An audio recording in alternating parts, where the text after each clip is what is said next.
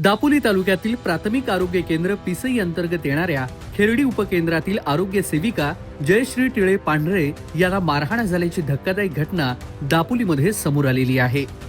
6 मार्च संध्याकाळी 5:30 वाजता त्यांना मारहाण झालेली आहे आणि ही मारहाण दापोलीमध्ये झाली आहे। या घटनेमुळे आरोग्य विभागात संतापाचं वातावरण निर्माण झालंय।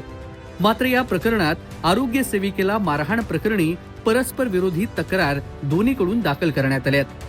दापोली पोलिसांकडून मिळालेल्या माहितीनुसार आरोग्य सेविका जयश्री पांढरे आणि त्यांच्या पतीला मारहाण केल्याप्रकरणी दापोली पोलीस ठाण्यात 4 जणांविरोधात तक्रार दाखल करण्यात आली आहे। यानंतर जयश्री पांढरे यांनी दापोली पोलीस ठाण्यामध्ये तक्रार दाखल केली आहे। जयश्री पांढरे यांच्या विरोधात मारहाणीची तक्रार दाखल झालेली असून मारहाण प्रकरणी दोन्ही बाजूने सध्या परस्पर विरोधी तक्रार दापोली पोलीस स्थानकामध्ये आज दाखल झाल्या।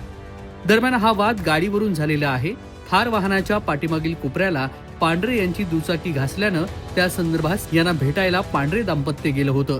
मात्र चर्चा सुरू असताना त्यांच्यामध्ये भांडण झालं आणि त्यामुळं पांढरे दाम्पत्य दापोली पोलीस ठाण्यात तक्रार दाखल करण्यासाठी त्यांच्या दुचाकीने येत असताना त्यांच्यामध्ये पुन्हा वाद झाला आणि मारहाण झाली। मात्र सध्या हे प्रकरण दापोली पोलिसांकडे असून पोलीस काय कारवाई करणार आहेत याकडे सर्वांचं लक्ष आहे। मात्र या मारहाण प्रकरणी दापोली आरोग्य विभागातील कर्मचाऱ्यांनी तीव्र नाराजी व्यक्त केली आहे। सरकारी कर्तव्य बजावत असलेल्या आरोग्य कर्मचाऱ्यावर हल्ला झाल्यानं या प्रकरणी कारवाई करण्याची मागणी डॉक्टरांनी केलेली आहे आणि सोबतच पिसई आणि दापोलीतील डॉक्टर आणि कर्मचाऱ्यांनी आज दापोली पोलिसांना एक निवेदन देऊन त्यांची भेट घेतली। प्राथमिक आरोग्य केंद्र पिसई तालुका दापोली आरोग्य सेविका काल आमच्या खेरडी उपकेंद्राच्या सिस्टर जयश्री टिळे यांच्यावर जो जीवघेणा हल्ला झाला त्याच्यामध्ये खरंच आम्ही जेव्हा भेटायला गेलो उपजिल्हा रुग्णालय दापोली येथे म्हणजे अत्यंत घृणास्पद प्रकार आहे हा आणि माणुसकीला लाजवेल असं वर्तन केलेलं आहे आमच्या भगिनीशी।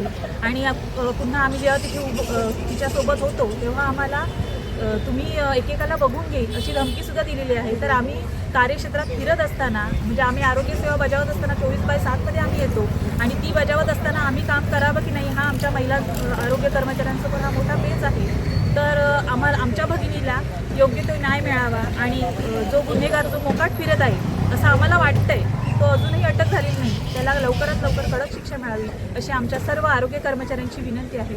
धन्यवाद।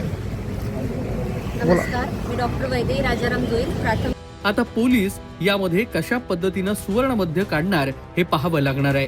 पोलीस पुढील तपास करतायत आणि या प्रकरणाचा अधिक तपास दापोली उपनिरीक्षक ज्योती चव्हाण करत आहेत। सलीम रकांगे, कोकण कट्टा न्यूज, दापोली।